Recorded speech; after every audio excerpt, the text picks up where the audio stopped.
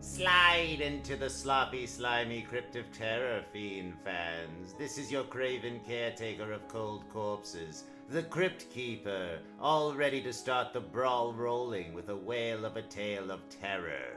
A bit of bilge I dug up from among a pile of old manure scripts that were cluttering up a clammy corner of my cadaver cavern.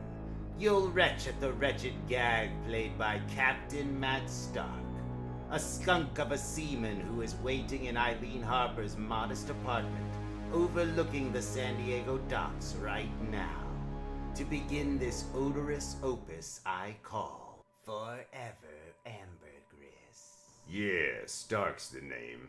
Captain Matt Stark, skipper of the freighter Sultana.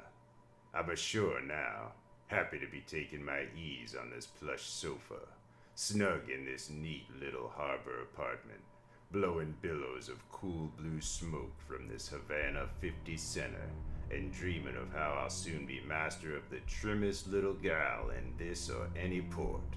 I'm happy 'cause I love Eileen enough to have murdered a man to get her. And now she's mine. Yeah, that's right. I murdered, and there's nothing anyone can do about it. Now I've got the world, I'm rich, and I'm waiting for Eileen to come out of her room so I'll have everything. Excuse me. Hey Eileen, blast it, hurry up! Stop torturing me. Finish dressing and come on out, or I'll come in there and get you. Ready or not. Wait till you see her. She's beautiful, got the prettiest face in the world, and her figure, well, just wait and see. I ought to be happy, but something keeps nagging at me, keeps bothering me. I can't figure out why that whale threw up right there and then, just when I was watching him. I never saw a whale disgorge before, nor have I heard of anyone else that's seen it happen. Now there's a queer combination of things for a man in love to be thinking of. A gorgeous woman and whale spew. But I can't help it. I get the same cold feeling in my innards as I get when my ship is nearing a reef in a thick fog. I can't see the reef, but instinct tells me it's there. And some kind of crazy instinct is nagging at me right now. Maybe you can help me. Let me tell you about Eileen and me, and my ship, and the whale, and the man I murdered. But where to begin? On that warm spring morning, I reckon, was the start of it. We dropped anchor here in San Diego. Me and my first mate, Ben Harper, were hurrying down the gangplank. I want you to bunk with us this time, Captain. I want you to meet Eileen. Another time, matey. I got some good addresses in Diego. For 7 months, from the time Ben Harper signed on my ship, all I heard from him was Eileen, how beautiful this bride of his was, and how I had to meet her. Well, have dinner with us then, Matt. At least that. Well, all right, Ben, but just dinner. Then I'll be on my way. With Ben Harper being the kind of chap he was, not at all on the rugged side, and not much on looks either, I never figured him to have landed anything like the beauty that greeted him when we reached their apartment. Oh, honey, I thought this trip would never end. It's good to have you home, Ben, darling. But I could see from the way that she turned her head so's he couldn't kiss her on the lips that Eileen wasn't as glad to see Ben as she made out. Fact is, as he was loving her, she kept looking past him to me. All these long months, baby, you've been what I thought about every minute, awake or asleep. She kept looking at me, talking with her eyes. First curiosity, then an invitation, yielding. It was an electric thing that passed between us, something we both understood in those first quick moments without having spoken a word. Ben introduced us, but I felt I already knew her better than he did. I followed them into the living room, watching Eileen taking in parts moving sensuously. There were pictures burning in my brain, tattooed with a white-hot needle. Matt's agreed to have dinner with us, hon, but he won't stay on with us. He's got other plans. Ben moved off towards the kitchen. See if you can't do something about getting Matt to stay with us while I go mix up some drinks. Sure, Ben. Eileen did something all right. She moved toward me, slowly, her hips swaying ever so easy. She kept looking at me with those soft, inviting eyes, and then she spoke with that soft, mellow, honey-filled, exciting voice. You will stay on with us, won't you, Matt? I... 7 months at sea without so much as glimpsing a woman makes a man act without thinking, I guess. I had a frenzied impulse to throw my arms around Eileen, pull her tight against me, crush my hungry lips against hers, and suddenly I was doing it. She pulled back at first, then changed her mind and moved in tight. She melted, blended, like we were one. That's how quick we hit it off together, Eileen and me. I was pen heavy and wiping her lipstick when she teased. Why'd you do that, Matt? She knew why I did it. The tantalizing devil. So I gave her a flip answer just as Ben, poor stupid lovesick Ben, came in with the drinks. I haven't had a chance to kiss the bride before this. Ha! I told you you'd like Eileen, Captain. Go on, be my guest. I think I've talked Matt into staying, Ben. I gave Eileen a bashful peck on the cheek, and Ben grinned, pleased as punch that I was pleased with his wife. Pleased. I was crazy about her. Tortured because Ben was always close by in the days that followed. But then one day I got a chance to talk to Eileen. Why'd you marry him? You don't love him. That's putting it bluntly, isn't it? Well, I'll give you a blunt answer. Security. Ben makes good money. We never spent much before we got married. He meant security to me, Matt. A nice home, clothes, food, even this little car. And now that you met me, I can see the way you look at me. You're in love with me.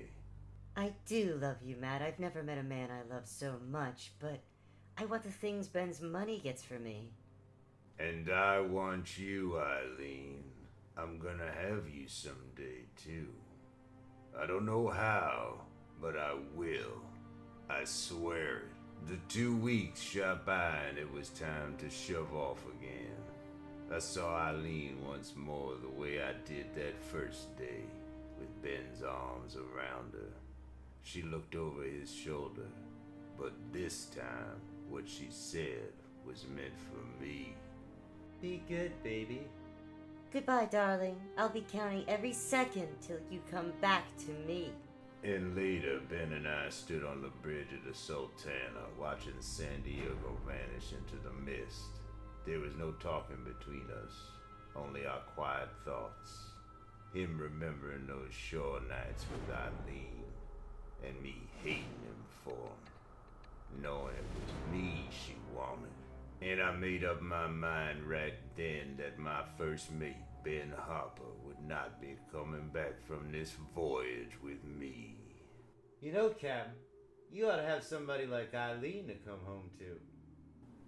Maybe so, Ben. Maybe so. What is there about a man that lets him love one woman, long for her the whole time he's at sea, and then no sooner he hits port, set about hunting for another to be with? Ben and me were no different, from Bombay to Osaka, Japan. After a pleasant visit, I remembered other business that I needed tending to.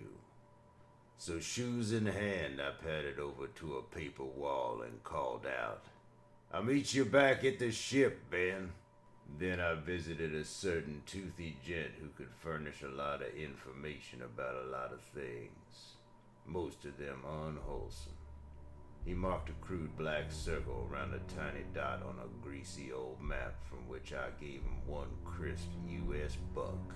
Plenty people on island, but it is not good go there, yes? Yeah, Grandpa. Thanks. I left the shoddy little shop and made my way back through crooked jam streets toward the ship, my head spinning with thoughts of Eileen and Ben and how he wasn't gonna see her again. Not if I got my buck's worth of information out of that hissing, grinning old gent. We were underway again before midnight. Ben was lying on his bunk, weary, but not too tired to talk about his favorite topic, Eileen. I sat at my desk studying the greasy old map. You don't know what a good feeling it is to be finally going home to her, Matt. Straight home to my waiting darling. Not straight home, Ben. I got one short stop to make. What are you talking about, Matt? Osaka was last port of call. This is a private deal, Ben. A friend of mine in Bombay asked me to drop a barrel of fuel oil at this little island. I promised I would. We reached a tiny speck of forsaken coral and lava the third night out. Except for a glimmer of light here and there in the blackness, there was no sign of life on the island. While a barrel of fuel oil was being loaded into the dinghy, I elected Ben to take it ashore. Is there time for me to do some hunting, Skipper? Okay, matey. I'll wait for you. Ben had reacted exactly as I expected him to react. I watched him row across the lagoon to a small dock and tie up. A minute later, he disappeared into the dark, rat-infested town of the Orient's island dumping ground for its condemned. Condemned to death, that is, by bubonic plague. The Black Death. Rotting death. It was almost dawn when my first mate returned to the ship, exhausted but pleased with himself. He'd hunted down and gotten what he'd wanted. He'd got more than he'd wanted. It took 2 days. Then it broke out. Can't pick myself up out of my bunk, Matt. Hot. Fever. Chills. I'm sick. You'll have to doctor yourself, Ben. We're 1,000 miles from the nearest port.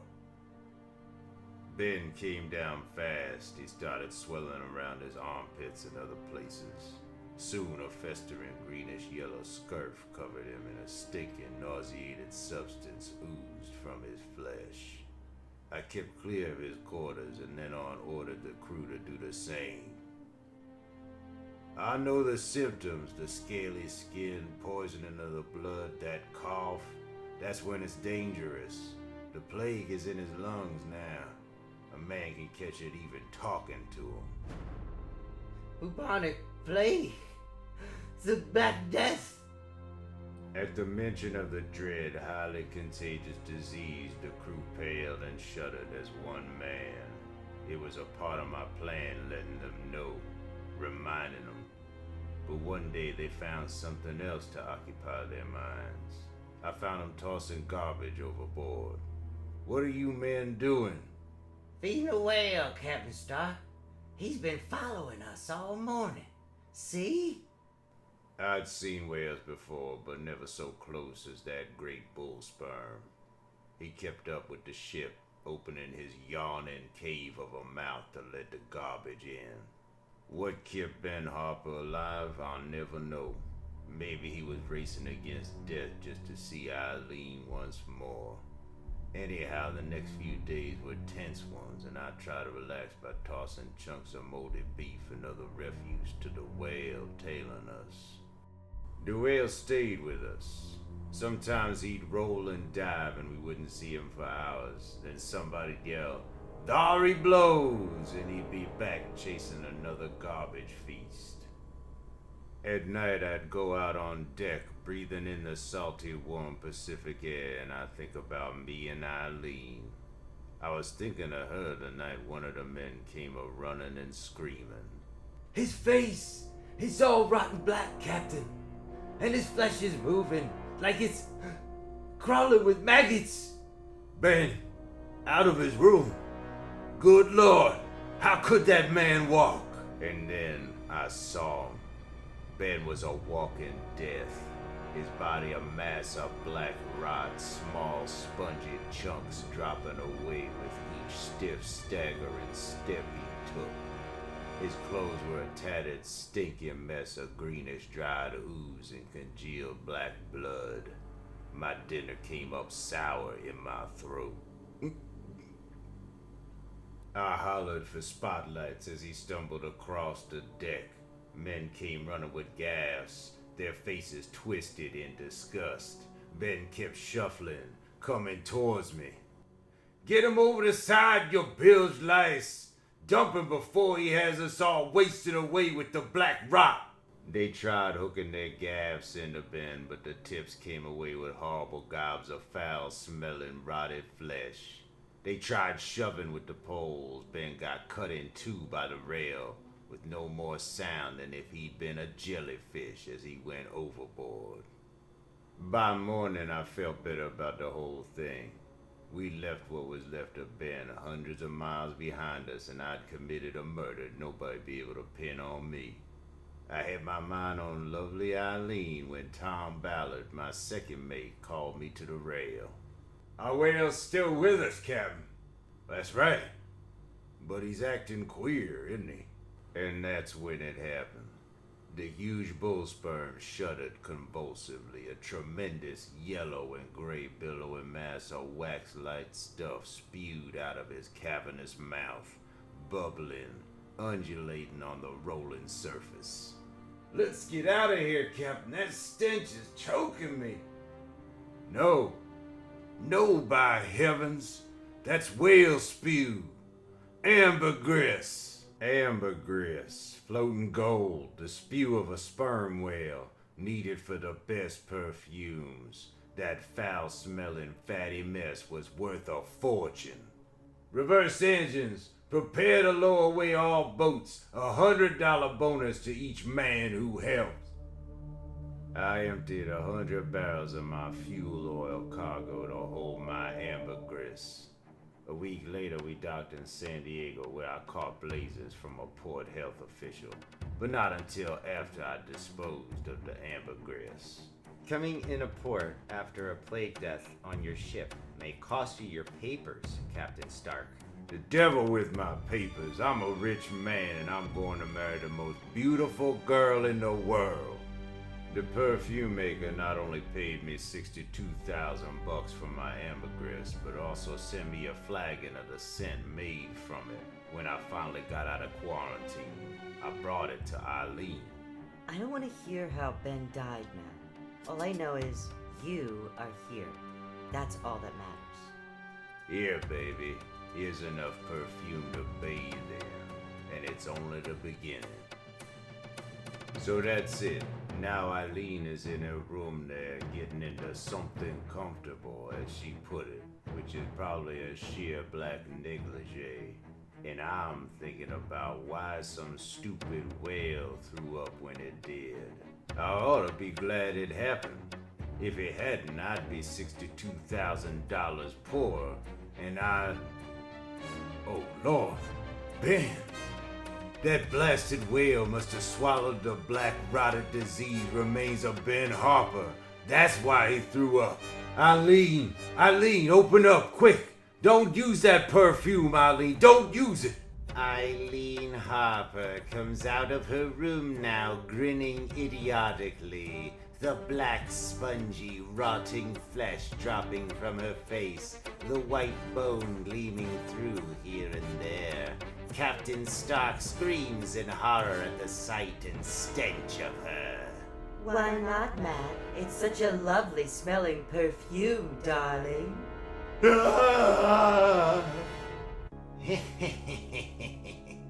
And that's the lead-off yarn, yelp hounds. Did you notice that Eileen really didn't like the perfume Matt gave her? Didn't you see the way her face dropped? Well, I've got a date with my editors to play a game of hearts. We use real ones. I'll be back later with another terror tome. Now I'll turn you over to the Vault Keeper. By the way, the whale in this yarn was sorry he brought the whole thing up. Bye now.